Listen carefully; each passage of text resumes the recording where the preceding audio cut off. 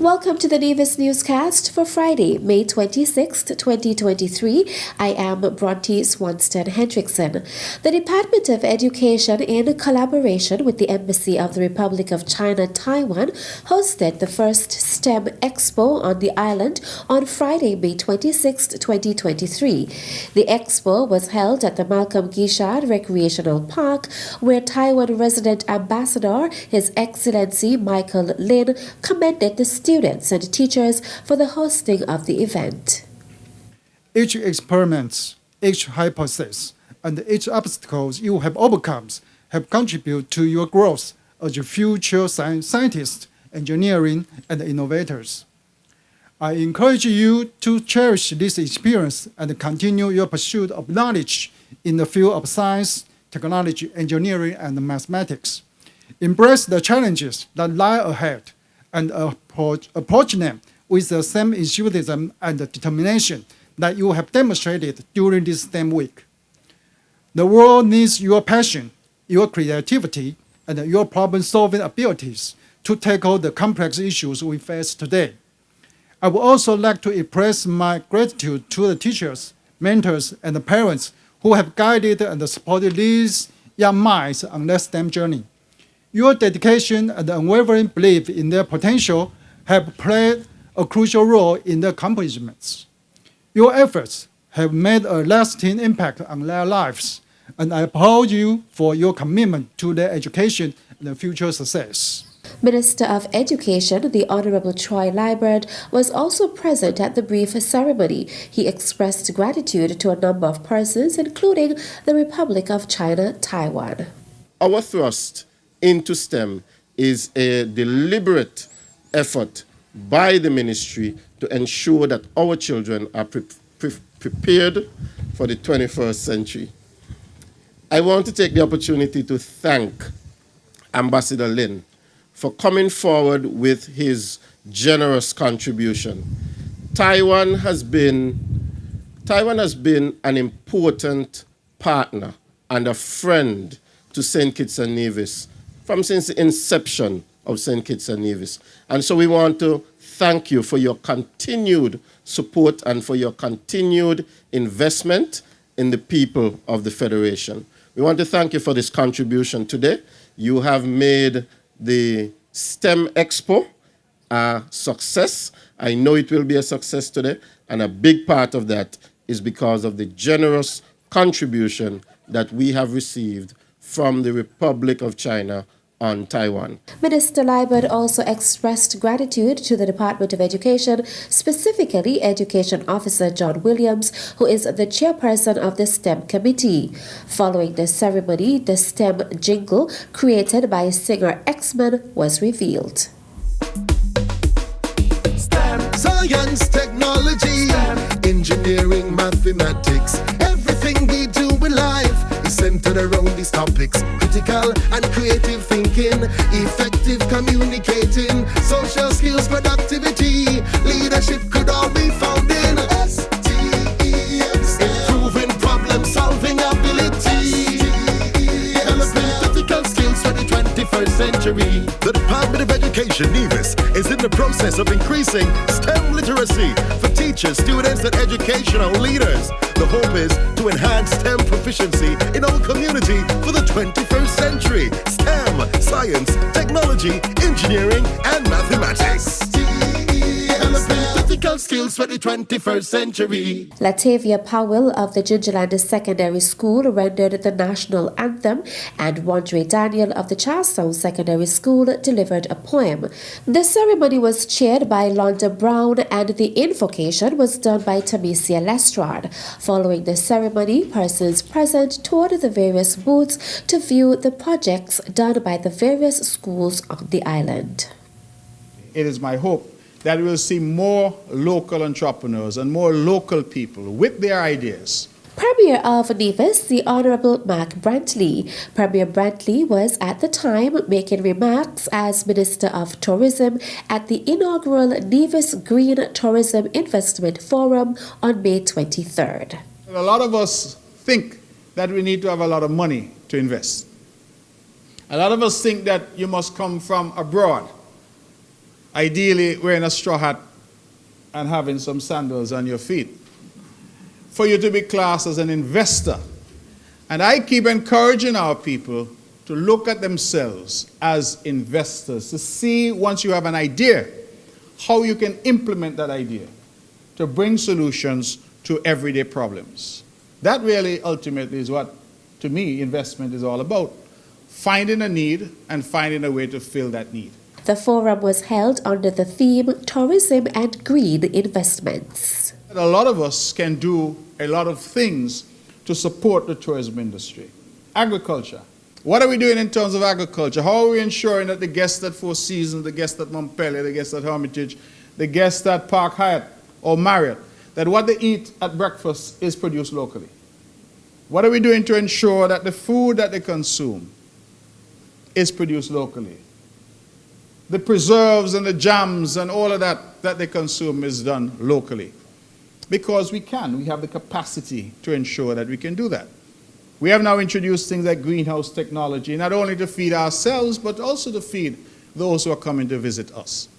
And so I want our horizons in terms of how we think about investing, how we think about the tourism industry to be expanded.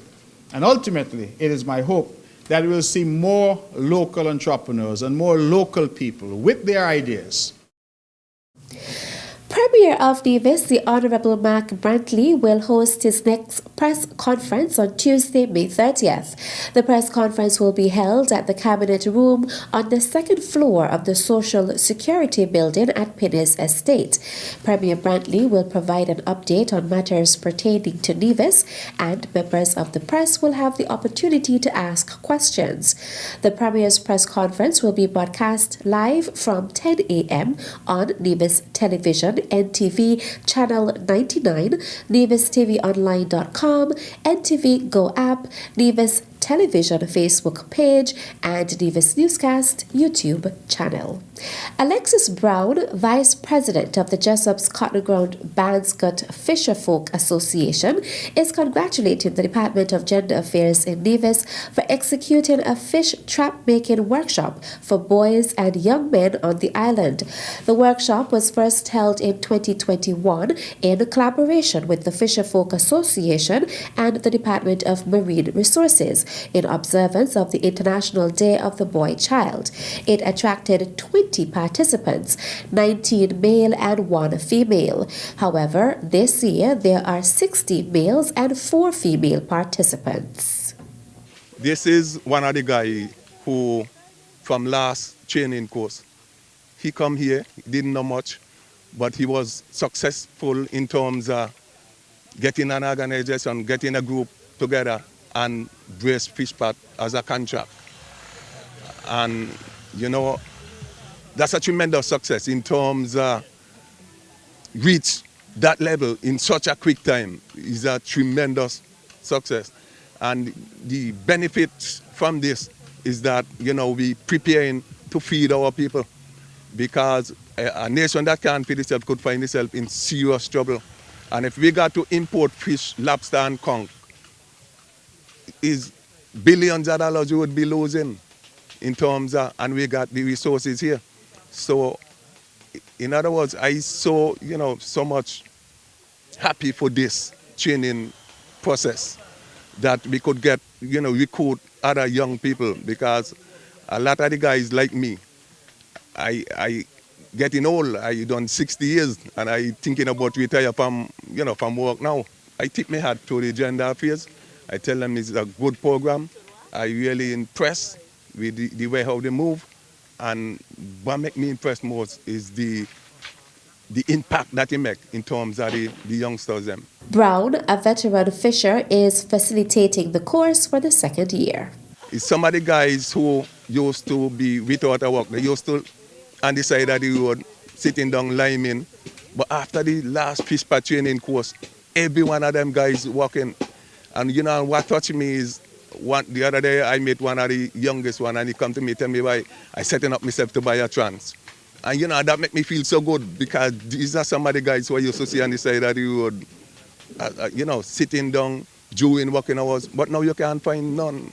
Every one of them out and working. And why, you know, just want to say to other people who may not know. Fishing is something that you could earn a living from. I mean, that's all I do for all of my life. I fish, and I've been able to earn a decent living where, supply my family and help others too. And, you got a lot of people who I help from the fishing industry. So I just want to get it across to the youngsters them to come forward, learn it. You're not going to regret, because it's something that you could benefit and you could earn a living from. And it's something that you could go in your own time. You are your own boss. When you come, you get a boat, you are your own boss. And another thing with this fishing training course, and you decide to take up this job, you could go to the bank, get a loan, and start to work.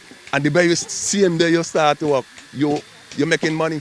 The Department of Gender Affairs Fish Trap Making Workshop will end on Saturday, May 27th, with a closing ceremony at the Jessup's playing field. The New River Farmers Cooperative is hosting its first Miss Earth Princess pageant on Saturday, May 27th, 2023 at the Nevis Cultural Complex beginning at 7 p.m. A total of 7 young ladies will represent their schools. Small in structure, but built with just the right amount of beauty, talent and pose. Gracing your present is 9-year-old Maisha Jeffers, representing the Montessori Academy. Let's take care of our earth by taking care of its ecosystem. Don't you dare miss this one. Climate smart agriculture ensures food security and a resilient economy. Greetings everyone, I am 11-year-old Angelique Pemberton, the proud ambassador of the Mount Cross Preparatory School in the inaugural staging of the Miss Earth Princess pageant. Be prepared, as this diamond is ready to sparkle. See you there. The earth is wonderfully made, and so am I, 9-year-old Zenobia Johnson, greeting you loud and proud from the Ivy Waters Primary School, home of stars, in the first ever Miss Earth Princess pageant. Climate smart agriculture ensures food security and a resilient economy. Come, join us as we vie for the title of Miss Earth Princess 2023. As you hear the echoes of land and sea, get ready to be mesmerized by me, 11-year-old Kejane Hill, representing Nevis Academy. I am inviting you all on the 27th of May to see me dominate Miss Earth Princess Pageant 2023. Proudly representing an institution that promotes farm to the table, the dynamic Charleston Primary School. My name is Shahidra Daniel, and as a CPS student, I am serious about food security. That's why I help my school to maintain a vegetable garden in our greenhouse. Climate smart agriculture ensures food security and a resilient economy. Gracing your presence is Zacchaeus Simpleton of the Elizabeth Pemberton Primary School. My fellow contestants and I will expand your awareness on climate smart agriculture, ensure food security, and a resilient economy. See you there. Beauty, intelligent, and talented are words to describe this beautiful gem standing before you. Hello everyone, representing the home of high flyers, the Joycin Library Primary School. I am 10-year-old Aleja Hendrickson. Under the theme, Climate Smart, Agriculture Ensured, Food Security, and a Resilient Economy.